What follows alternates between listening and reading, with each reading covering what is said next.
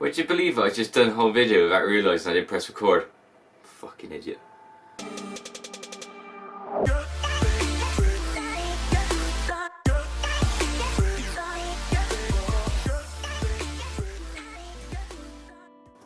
Hello and welcome back, my name's Dave, and today we may have a film that's slightly familiar and an odd name to you lot. You might have heard this some before, but maybe some of you haven't, but it's about time you did. I think it's quite an interesting film, this one.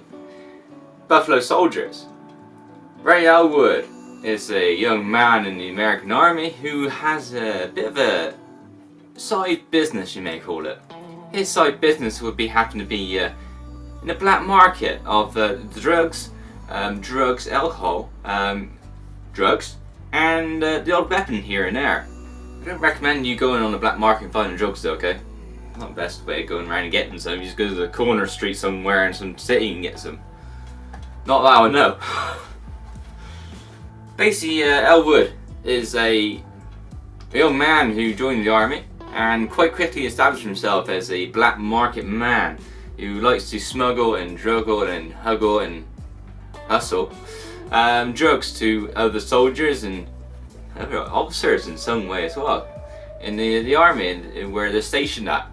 And their station happens to be in Germany, Berlin, in 1989, just before the Berlin Wall has come down. So he's not only supplying to the soldiers, he's supplying to the community as well, which is brings a lot of money into the community, is what the community needs, someone who leads the way. But it seems to come around that the commanding officer at the time just doesn't really care and doesn't really want to know what's actually happening with Elwood and what he's possibly pulling and doing and drugging and sending out. He just seems to overlook in as long as the soldiers behave themselves in certain manners and do what they're supposed to be doing, like being a soldier, everything seems to be alright. It doesn't seem to mind too much. It isn't until one day where a new colonel turns up to take over the command of the base, the camp, the area. And he's a rough son of a bitch who just don't take no for an answer and just demands that everyone sort of plays by their part and sort of tidies up their act. That means Elwood has got to try and be a bit more shifty and hide a lot more stuff and hide his equipment and try and figure out new routes and new ways of getting his drugs on the black market and passed around so he can get his money.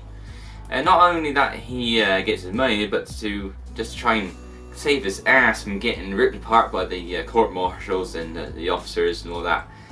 His new colonel has turned up because he wants to stay in the army because the army is good for him. It really helps him out with his life and not just his life, but drugs and all that. He gets his money and income and all that, so he gets his kick basically. This colonel turns up and he brings along his gorgeous daughter, his young little lady, who Elwood takes a fancies for, and not just takes a fancies with, but also gets with.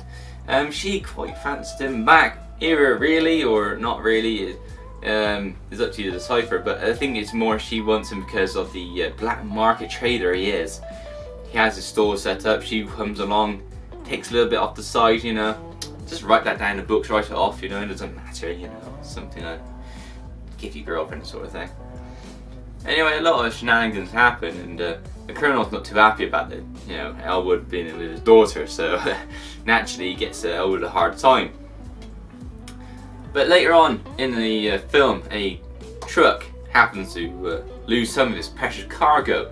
Happens to be a bunch of guns and ammunition, which Elwood seems to come across somehow and picks up and puts on a black market and has to really sort of get rid of because they're quite hot. And he doesn't want to get caught with them, I tell you, because he would be alright stuffing with the colonel. And basically anyone else doesn't get court-martialed now, does he? And he wants to keep his job, keep in the army to satisfy himself with the equipment and drugs he's got going on the black market, but because the new colonel is finding it very difficult to shift stuff.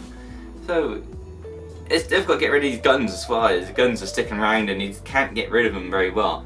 So it's where the daughter comes in, helps out in some ways as well. She got some sort of leads and gets some stuff shifted. But it's a very fascinating film. It's a very nice film actually. It's quite enjoyable as well. I won't say quite a comedy, but it's got some quite funny parts here and there, and it's got quite intriguing parts, and there's other parts that's quite dark and gloomy. It seems to have an all-over sort of feel to it, really, and the way the cast members work to each other in the film is quite nice. They seem to roll with each other quite well, and the way just the overall sort of feeling to it is quite nice actually. I quite enjoy the film, and it's got a nice action feel to it, nice thriller, nice bit of war to it, and it just seems to be an overall generally a very good film. I like what they've done with the American flag there. They sort of used that for the review codes and all that, which is quite clever. They got a bit of canvas in the background there, Buffalo Soldiers. A really nice sort of front case, got a nice sort of orange glow to it. Sort of tan sort of look to it as well. It's not too bad. It's got a lot of text. That's basically the whole story there of what they give you description. And there's a few bonus extras as well on the disc, so this is not too bad. And the extras are, as you've just seen, Sundance Channel's Anatomy of Scene, a director's commentary, interviews, behind the scenes, very good behind the scenes, I like behind the scenes. Interview with Gregor Gordon, and the trailer as well. The trailer is quite nice. I always like watching the trailer of a film. It gives you something that you don't normally see. You don't normally see trailers these days are all action packed. You don't really get them on the disc. But I like we get a film and it comes with its trailer. I find that quite nice. You get to see the original trailer and all that. Inside, you get a disc, which is see in the front there. Bit of texture in this one as well. I got a sort of grainy sort of feel, and just a bit of standout text. Again, a little booklet of this one as well. Now I got a little booklet here. You get Elwood on the front. Inside, you get some information about 3 of the cast members, or the characters of the film, and something about the director as well. Director and co-writer, that is, because he directs and co-writes, Gregor Gordon. It's a nice little bit of information there. Quite a nice lengthy read actually. You know, take you good. Depends how quick you read. Really, it took me about half hour to read that.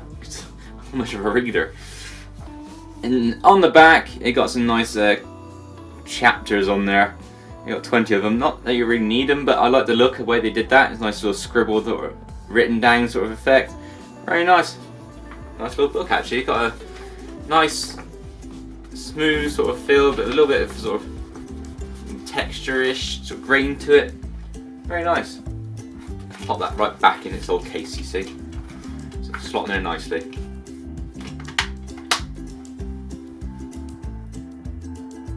One of the sharpest, hippest, funniest films of the year for Horror Body Empire.